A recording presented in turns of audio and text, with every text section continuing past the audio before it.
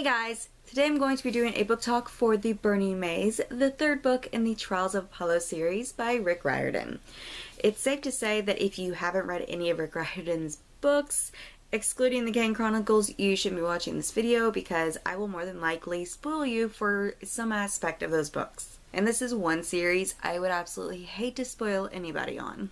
Jumping right into my thoughts for this book, I absolutely loved it. Now, if you guys watched my discussion video for The Dark Prophecy, you'll know that I didn't really care for that book. I didn't find the humor very amusing, and just overall I didn't really care for it.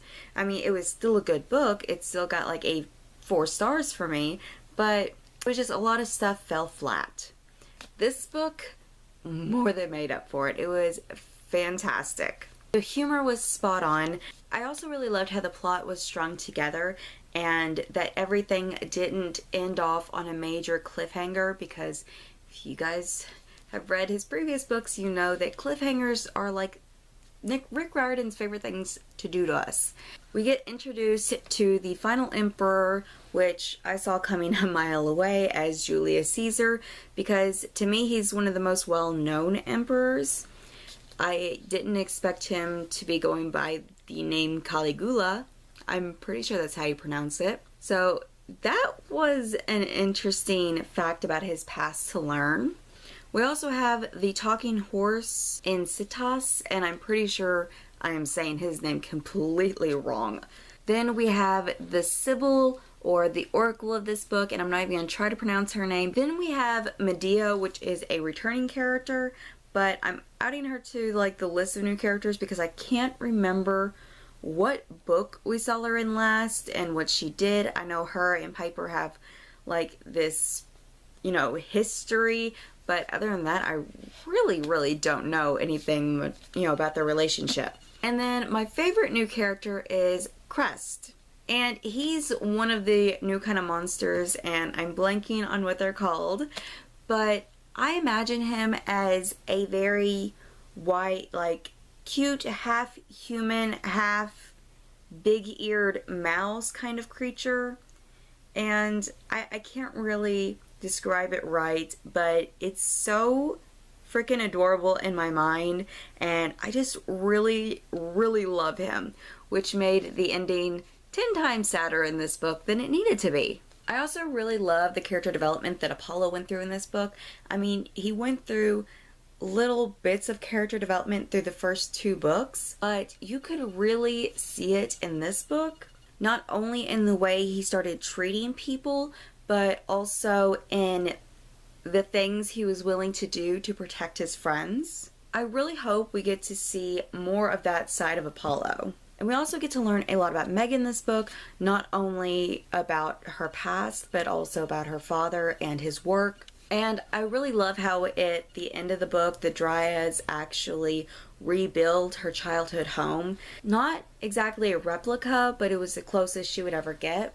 It's really nice to know that once her adventures with Apollo ends, she'll have somewhere else to go besides Camp Half-Blood or Camp Jupiter.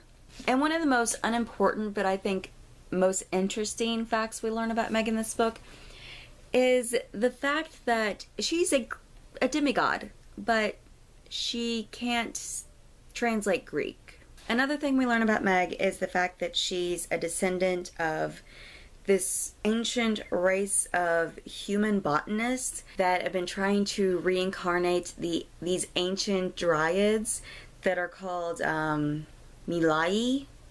And I'm 100% sure I said that wrong. But there are these ancient dryads that haven't been seen for thousands of years, and they're supposedly like 10 times more powerful. They're kind of like Furies, the way they described them in the book, and we only get to see like a couple of Furies in like the first series. They didn't seem that powerful to me. These dryads actually seemed a whole lot more powerful. It was just interesting to know that even if Meg hadn't been a daughter of Demeter, she still would have been I guess, an important figure in mythology, because her father is the one that created these seeds, and she's the one that planted and grew them. So going on the logic that her father created the seeds and all they need to do is be planted at the right time, I'm assuming that she would have been able to bring these dryads back to life even if she hadn't been a daughter of Demeter. That's just my thought process. I could be completely wrong. I'm going to put this up here because, frankly, I'm tired of holding it. Next, I want to talk about the quest they take to get the Emperor's shoes, which is the only way they can get to the Oracle.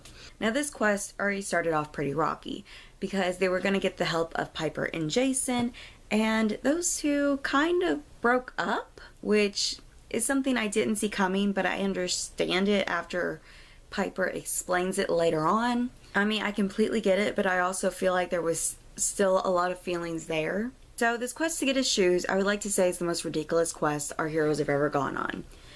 It's not, but it's very, very close. Okay, if you're still watching at this point, you can't blame me for spoiling you. I understand what Rick Riordan was doing with the whole death of Jason Grace, but it also seemed like a pointless death to me, because the whole point of this quest was to just get the Emperor's shoes. That was it. That was all they needed to do. They did not need to find the Emperor himself. But Meg, being the hothead that she is, goes after the Emperor. Yeah, I mean, I can see Meg doing this, but at the same time, I don't see why they couldn't have all just gone as a group. Truthfully, since they didn't need to find the Emperor at all, they really shouldn't have messed with this. It should have just been left for later on, because, I mean, the adventure wasn't over once they got the shoes. That was gonna help them release one of the oracles, but they're still haven't got rid of the emperors. So it's like, I don't see why Meg couldn't have called her jets or someone talk sense into her. So while Piper and Apollo are going to get the shoes, Meg and Jason are wreaking havoc, drawing attention to themselves, and they get captured by the Emperor. Big surprise there.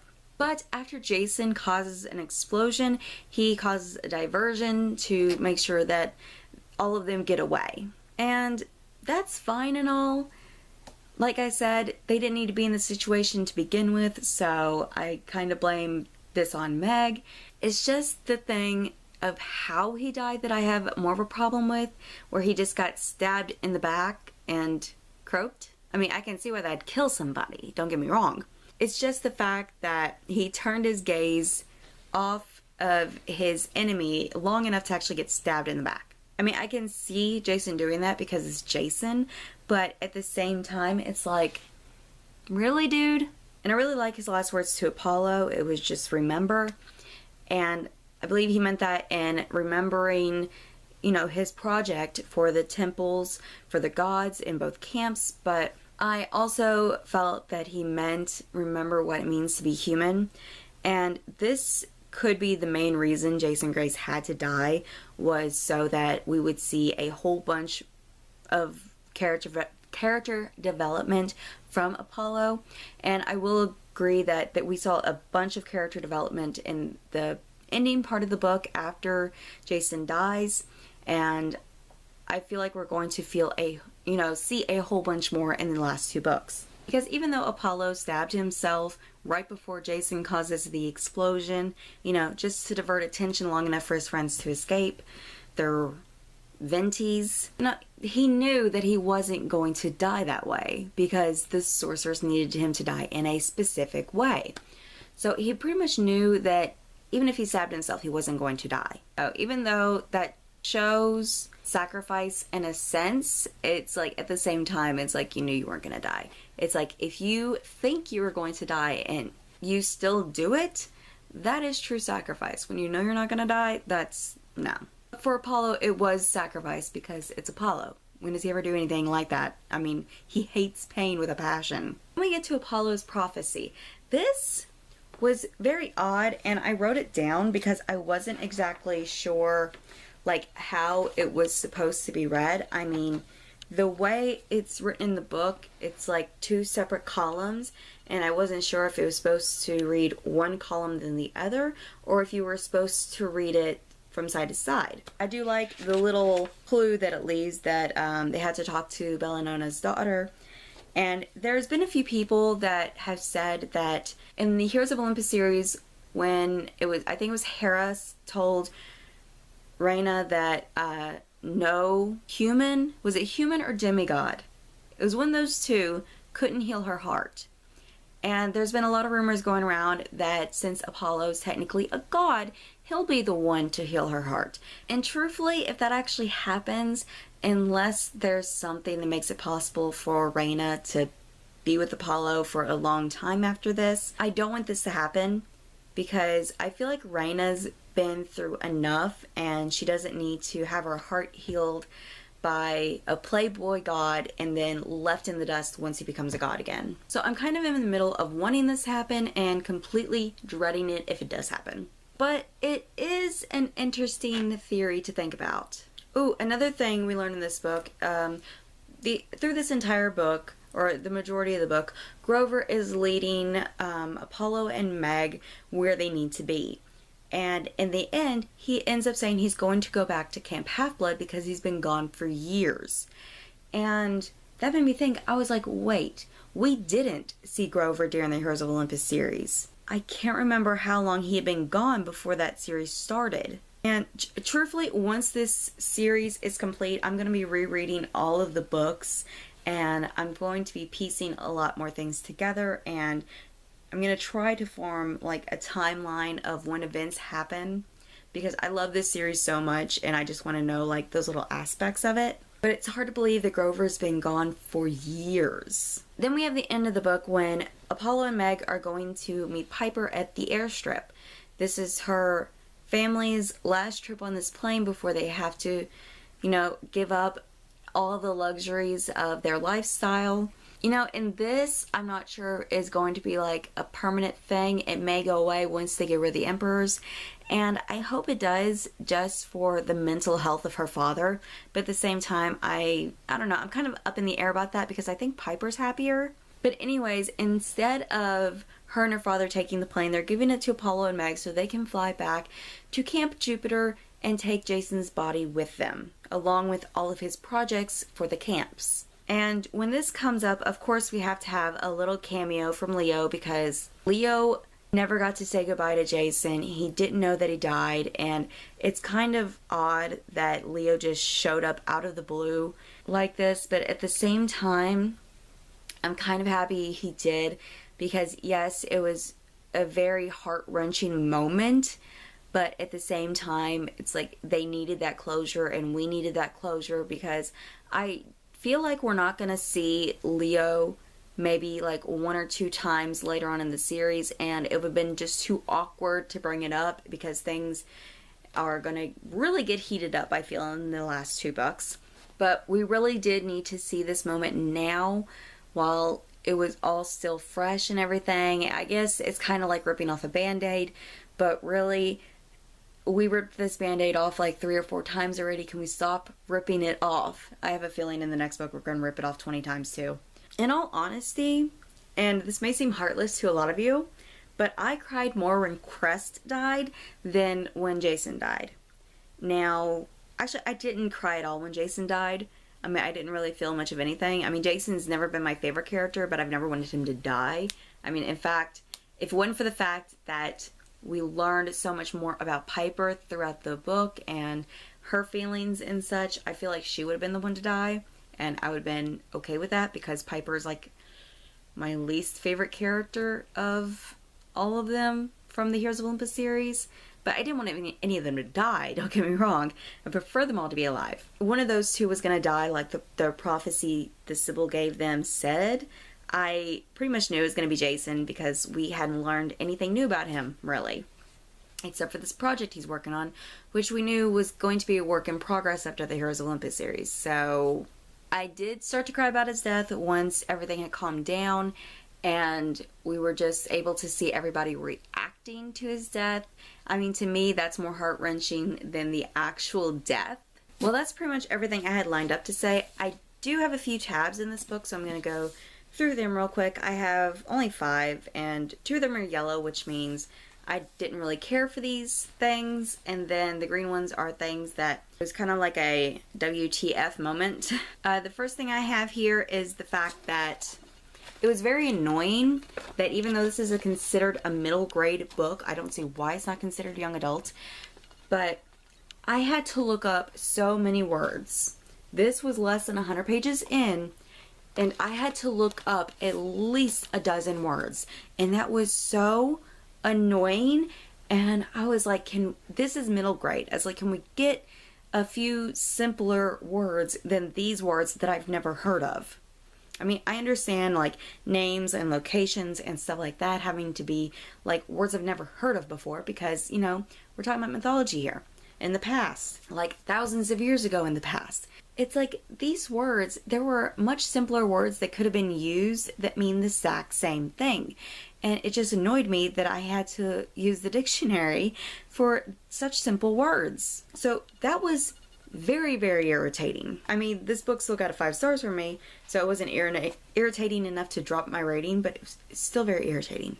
And the last yellow tab is just something that I probably had an issue with, is on chapter 21, and it's like just at the bottom here when Emperor Nero and the Python are talking, and describes the Python's growl as sounding like a chain pulling an ancient roller coaster uphill. Even if the Python does growl, I don't think it would sound like a chain pulling a roller coaster uphill. That would be more like, it would be more like a mechanical growl, and to me that would be more in robots. Okay, so that wasn't very beast-like, but still, I mean, any kind of growl I've heard doesn't sound anything like a roller coaster being pulled uphill. That was just a very, very distracting description, and it just pulled me out of the story. If you guys get it, please feel free to explain it to me in the comments, because I really don't get it, and it's kind of bothering me that I don't. Okay, going on to the first screen tab. This is when Jason dies, and if I'm not mistaken, this is actually the first major character death. You know, you can't count Magnus Chase and all of his friends. You can't count them because they're all dead. So you really can't count it.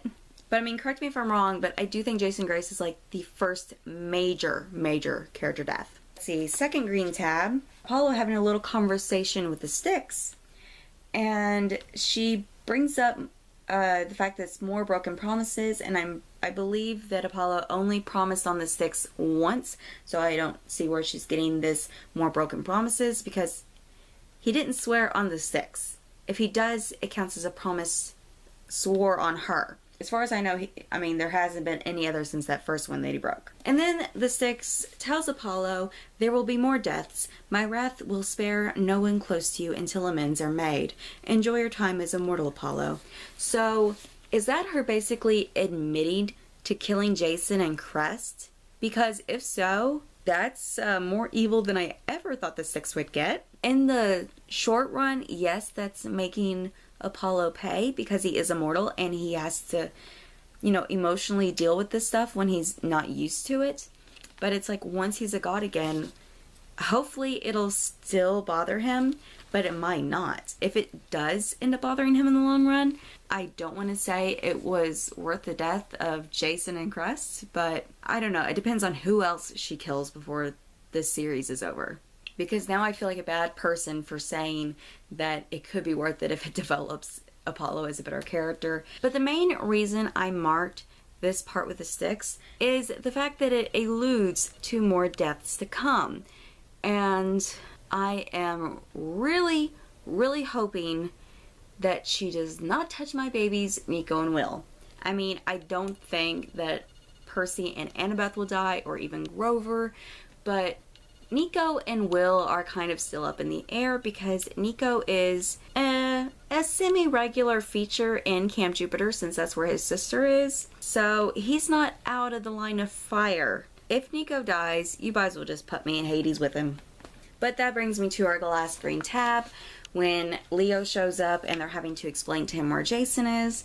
And the only thing I put on here was it's like a band-aid being ripped off one too many times.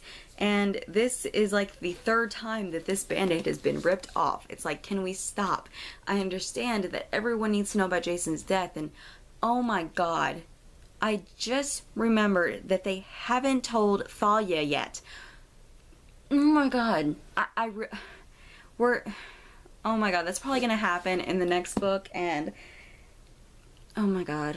You know, I was going to make a point that I was glad that it was going to be a year for the next book, because I was going to need to like emotionally heal myself from the devastation of the deaths in this book. Like I said, I didn't cry Jason's death, but I've cried so many times from people's reaction. It's like their reaction is emotionally hurting me. So it's like I needed to heal from that. But now I kind of want the second book to just come out already, because once this scar heals, the next book is going to rip it right back open when it comes to telling Thalia that her little brother is dead.